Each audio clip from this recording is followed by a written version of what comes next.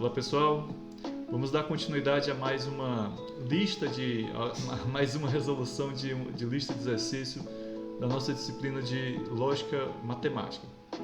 O assunto dessa lista foi abordado na aula sobre aspectos intuitivos da dedução. A dedução é um dos pontos importantes dentro do estudo de qualquer sistema lógico e no nosso caso a gente está nessa etapa da disciplina trabalhando com a lógica proposicional. Passemos então para a nossa lista.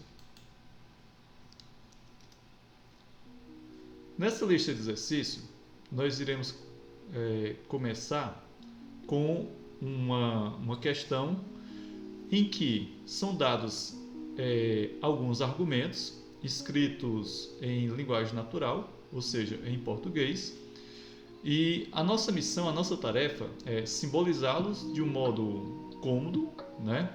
E depois examinar sua validade, ou seja, verificar se aquele argumento, da forma como ele está construído, como ele está estruturado, ele é um argumento válido ou não do ponto de vista da lógica proposicional. O nosso primeiro argumento diz o seguinte: se leio Faulkner, aborreço-me. Se leio Steinbeck, desiludo-me.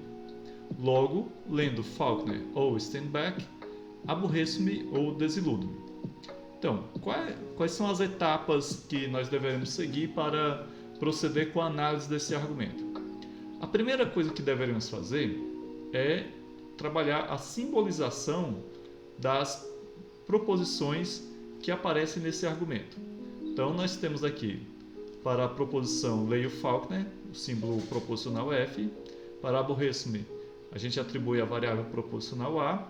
Leio Steinbeck, a variável S. E desiludo-me, a variável D.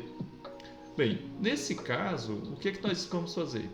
Primeiro de tudo, vamos identificar, vamos simbolizar as premissas. A primeira premissa é essa: se leio Faulkner, aborreço-me. Então, nesse caso, nós temos essa primeira premissa aqui, né? Nós vamos simbolizar ela como sendo uma condicional. Ora, observemos que nós temos aqui o identificador clássico de uma condicional, que é o se. Ah, mas não tem um então. O então ele está implícito dentro dessa construção aqui. Da mesma forma que nós temos essa outra proposição, que também é uma condicional. Dito isso, o que é que nós podemos fazer?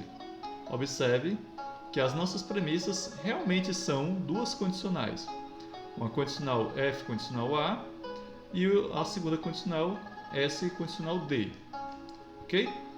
Bem, e qual seria a nossa conclusão? A nossa conclusão nesse caso, como vocês podem observar, ela também é uma condicional. Mas aí você pode se questionar, mas professor, cadê o se? Cadê o então? Então, isso é uma das características que dificulta, né, de certa maneira, a análise lógica quando a gente fala de linguagem natural. A linguagem natural tem algumas características que podem transformar o trabalho de análise em algo mais complexo, né, dada a própria complexidade da linguagem natural faz isso. Ok? Então, dito isso, observemos que a nossa conclusão, ela também é uma condicional formada por duas disjunções, F de junção S, e A de junção D. Bem, é fácil perceber que esse argumento ele é válido, né? Uma vez que nós podemos demonstrar da seguinte maneira: se F é verdadeiro, então A é verdadeiro, né? Pela premissa 1.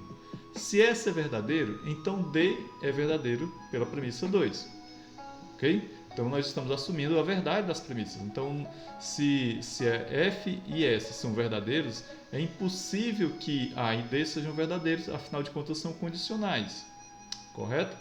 Em ambos os casos, A de junção D é verdadeiro, portanto, quando F de junção S é verdadeiro, A de junção D também será verdadeiro.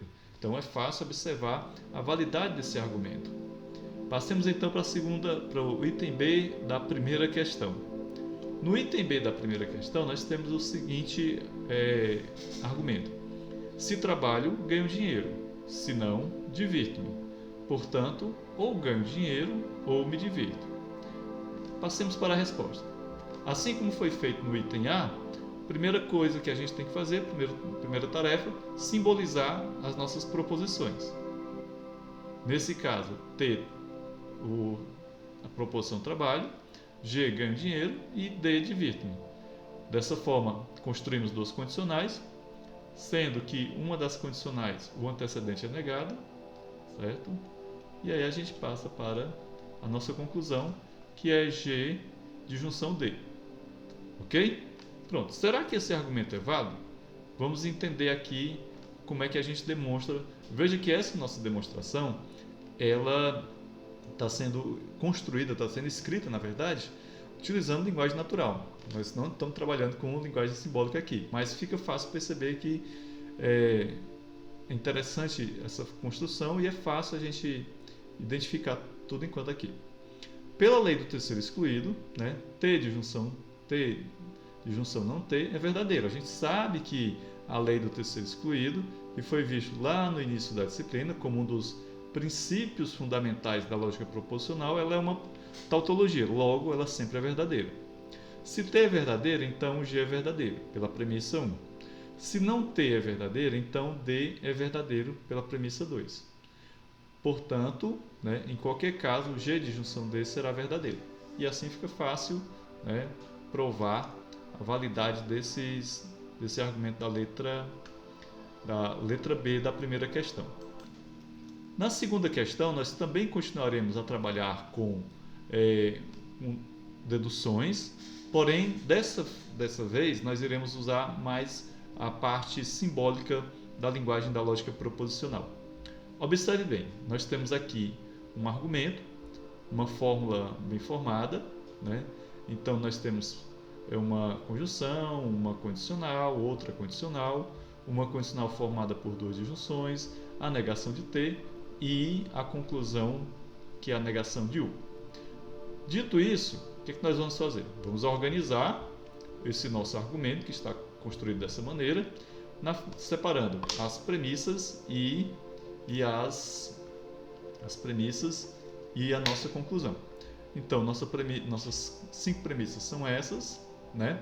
E a partir dessas premissas, se o argumento for válido, nós conseguiremos deduzir a negação de U. Observemos então a nossa prova indireta, né? Para deduzir não U, nós vamos usar prova indireta. Ou seja, da premissa 5, né, não T, usando o modus tollens com a premissa 3, nós obtemos não S. Então veja bem, premissa 5, premissa 3, aplicamos a regra modus tollens e obtemos não S. De não S e a premissa 2, também usando o modus tollens, obteremos não P. De não P e a premissa 1, temos que Q e R devem ser verdadeiros, certo? De Q conjunção R e premissa 4, nós vamos ter U de junção T, ok? Então vejam bem, de Q de junção R, né, que é uma conjunção que a gente obteve da linha 3, certo? Então nós temos o que? A U de junção T aplicando modus ponens, ok? De U de junção T, aplicando a simplificação, nós temos T, correto? T contradiz a premissa número 5, ok? Portanto, a premissa número 5, né, como nós encontramos aqui uma contradição, nós podemos dizer que U não pode ser verdadeiro, logo U não U, né, logo não U, ok? Então, sendo assim, a gente prova esse argumento utilizando a chamada prova indireta. Aqui nós temos apenas uma intuição sobre o que vem a ser a prova indireta. Teremos uma outra lista de exercícios destinada totalmente à prova indireta. Passemos então à letra B dessa segunda questão. Na letra B da segunda questão, temos essas premissas e a conclusão U. Premissas 1, 2 e 3, duas condicionais, uma proposição P, e vamos deduzir U. Bom, de P nós temos que P de junção T, né, é a adição. Então a gente pode pegar aqui essa premissa P, fazer a adição, ou seja, colocar um Q de junção Q, né? E aí temos um argumento válido, regra da adição. De P de junção Q, observe P de junção Q e a premissa 1, nós temos R conjunção S por meio do modus ponens. De R conjunção S, temos S, né, aplicando a simplificação. De S, temos S de junção T, aplicando a regra da adição, da mesma forma que a gente fez na linha 1. E de S de junção T e a premissa 2, né, essa daqui, nós vamos obter U por modus ponens. Ou seja, dessas três premissas, realmente podemos deduzir a conclusão U. Ok? Na terceira questão, nós temos algo semelhante, apenas utilizando palavras diferentes.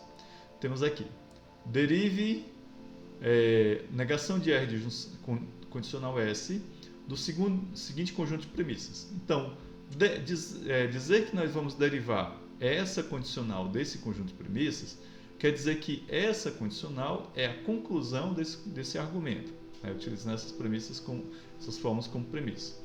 Então, nós temos aqui as premissas, nós vamos derivar isso aqui.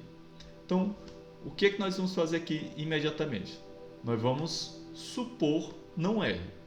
Então, nesse caso aqui, nós já estamos trabalhando, né, de forma intuitiva um outro conceito que nós iremos trabalhar em outra lista, certo? Então, nós estamos supondo que R é verdadeiro. Veja que o não R é o antecedente dessa condicional, que é a nossa conclusão. Esse antecedente ele precisa ser verdadeiro para que essa condicional seja verdadeira, certo? Então, nós estamos supondo que ela é verdadeira. Então, dito isso, nós vamos fazer de P condicional R e não R, por modus tollens nós obteremos não P. De P de junção Q e não P, pela regra do silogismo disjuntivo, nós vamos ter a proposição Q. De Q condicional Q e Q condicional S, por modus ponens, obtemos S. E aí, o que é que acontece? Como a gente supôs a negação de R lá na letra A, nós agora vamos utilizar o quê? Fazer a chamada inclusão da condicional, ou também conhecido como prova condicional. Ou seja, nós chegamos a essa condicional, não R condicional S, que é justamente o que a gente esperava derivar. Portanto, é possível derivar essa condicional desse conjunto de premissas, certo? Passemos então para a quarta questão. Na quarta questão, nós vamos fazer o seguinte: nós temos o início de uma prova, né? Apenas as cinco premissas, e temos a conclusão não F. Ou seja, o que é que a questão está pedindo? Nós vamos completar essa dedução, ou seja, dessas premissas nós precisamos desenvolver os argumentos que serão construídos a partir das premissas e a aplicação das regras de dedução. Observem bem, nós temos que chegar em não F. Não F é o nosso ponto de chegada, nossa conclusão. Então, nós temos aqui as premissas, né? São 5 premissas ao todo, como você pode observar. E aí nós vamos aplicar, né? Vamos fazer a dedução completa. Então, a adjunção B é a simplificação de 1. Né? Então, aqui nós temos uma conjunção, aplicando a regra da simplificação, obtemos a adjunção B. Aplicando novamente a regra da simplificação em 1, obtemos a adjunção C, e assim vamos seguindo. Né? O não A é o modus tollens de 2 e 3, né?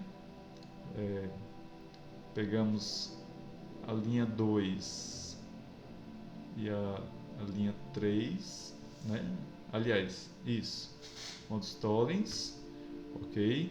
Depois aplicamos o silogismo disjuntivo na linha 6 e 8, certo? Então seria a continuação a partir da linha 5, certo? E aí nós vamos seguindo, né, aplicando as regras, né, de silogismo disjuntivo novamente, conjunção de 9 e 10, modus ponens de 4 e 11, e aí, finalmente, por meio do modus tollens, da linha 12 à linha 5, nós obteremos a negação de F. Desta forma, provamos que... provamos não, nós completamos o processo dedutivo iniciado aqui nessas 5 primeiras linhas e concluindo com a negação de f. Ok? Passemos então agora para a quinta e última questão dessa lista. Da mesma forma que a gente fez a quarta questão, né, nós temos aqui umas premissas, mas aqui a gente já tem, um pouco diferente da quarta questão, nós temos o resultado da aplicação das regras. Ou seja, o que é que a gente vai fazer aqui? É uma espécie de engenharia reversa. Nós temos os resultados e temos que dizer quais regras foram aplicadas para obter esses resultados. É bem tranquilo esse tipo de questão. Então vejam bem, na letra A, as três premissas são essas, né? Aplicamos o silogismo hipotético nas linhas 1 e 2, né? Regra do silogismo hipotético. Então obtemos não P condicional P de junção P, que aplicamos a lei do terceiro excluído, né? E obtemos essa daqui é uma tautologia, ok? Fazemos a introdução da disjunção, utilizando P de junção Q, certo? E utilizando aqui o Q, ok? Então a gente pega esse Q, ok? E fazemos a introdução da disjunção, também conhecido como adição, né? Regra da adição, certo? Vejam que o nosso, só voltando aqui um pouquinho, a linha 5, né, é a lei do terceiro excluído, essa linha 5 bem aqui, que é uma tautologia, ok? Então, como é que a gente chega, como é que isso daqui é colocado, né? Bem, aplicamos essa regra aqui, aplica pela simplificação, ó, P de junção Q, que é justamente a simplificação, certo? Q condicional Q é uma tautologia também, e Q de junção Q é pela regra da idempotência, e aplicando simplificação obtemos o Q. Tá? Então são essas as regras que a gente vai aplicando para obter esses resultados aqui, certo? Bom, fica como um complemento desse exercício vocês identificarem quais são as linhas que foram aplicadas cada uma dessas regras. Então observe aqui mais uma vez, né, da linha B, também temos as duas premissas e a aplicação das regras, certo? Bem, com isso a gente conclui essa lista de exercício, né?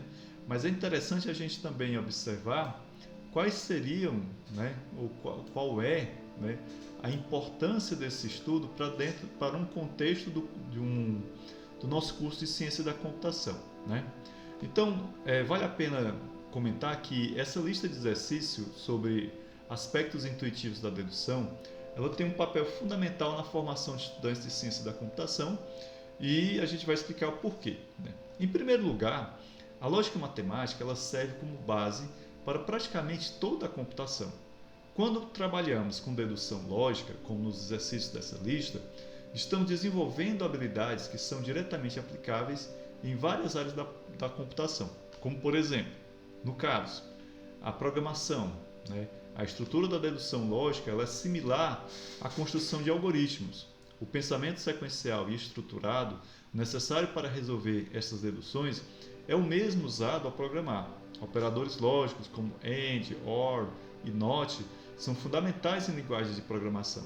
A habilidade de quebrar problemas em partes menores e resolvê-los passo a passo também tem a ver com o que a gente faz nessa lista, né, e o que a gente faz em programação.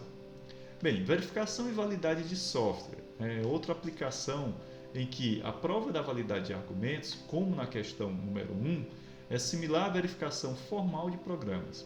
O processo de encontrar contradições lógicas ajuda na identificação de bugs. A capacidade de prever todos os casos possíveis, como nas provas por casos, é essencial para em testes de software. Em bancos de dados, uma disciplina que temos aqui no nosso curso, a lógica proposicional é a base para a álgebra relacional. Consultas em SQL são essencialmente expressões lógicas. A normalização de bancos de dados requer raciocínio lógico similar. E a inteligência artificial, né? O dia que a gente aplica isso dentro do campo da inteligência artificial. Sistemas especialistas são baseados em regras lógicas. Programação lógica, como Prolog, usa diretamente esses conceitos. Machine Learning frequentemente utiliza a lógica para a tomada de decisões. E no desenvolvimento de hardware, como é que a gente aplica isso? Ora, na parte de circuitos digitais. Os circuitos digitais são implementações físicas e expressões lógicas. A minimização de circuitos usa técnicas similares às simplificações lógicas. Além disso, esses exercícios como esse que a gente acabou de resolver, eles são capazes, eles ajudam, na verdade, a desenvolver habilidades cruciais para qualquer profissional de computação. E que habilidades são essas? Pensamento analítico, capacidade de analisar problemas complexos, habilidade de identificar padrões, desenvolvimento de raciocínio sistemático. Outra habilidade, a resolução de problemas. Então, aplica-se uma metodologia passo a passo, diferentes estratégias de abordagem, tipo prova direta, prova indireta ou por casos, a capacidade de dividir problemas complexos em partes menores. E argumentação e prova, outra habilidade importante, que consiste basicamente em quê? Na habilidade de construir argumentos válidos, na capacidade de identificar falhas em raciocínios e também o rigor na demonstração de soluções. Uma outra habilidade importante é a habilidade de abstração, que nada mais é do que a capacidade de representar problemas reais em linguagem formal, a habilidade de trabalhar com símbolos e relações abstratas, desenvolvimento de modelos mentais complexos. Essa nossa lista também aborda aspectos importantes da metalinguagem da computação, que vem a ser formalização, que consiste em tradução de linguagem natural para linguagem formal, uso preciso de símbolos e operadores, compreensão da sintaxe e da semântica, a dedução estruturada, que por sua vez usa regras de inferência, construção de provas passo a passo, justificativa formal de cada etapa, manipulação simbólica, trabalho com expressões formais, transformações, preservando significado e a simplificação de expressões complexas. E por fim, é importante notar que essas habilidades elas são transferíveis para muitas outras áreas da computação e da vida profissional em geral. Por exemplo, comunicação técnica, na precisão de expressão de ideias, estruturação clara de argumentos, documentação sistemática de processos, na realização de debug, identificação sistemática de problemas, análise de casos especiais, verificação de consistência e no design de sistemas, trabalhando a modelagem formal de requisitos, a verificação de consistência, análise de casos limites. Em resumo, essa lista ela não está apenas ensinando regras de dedução lógica, está desenvolvendo um conjunto fundamental de habilidades que serão utilizadas ao longo de toda a carreira na computação. A capacidade de pensar logicamente, provar correção, identificar inconsistências e manipular formalmente conceitos abstratos é absolutamente central na formação de um cientista da computação competente. Dessa forma, a gente encerra essa lista e aguardo você na próxima resolução. Até mais!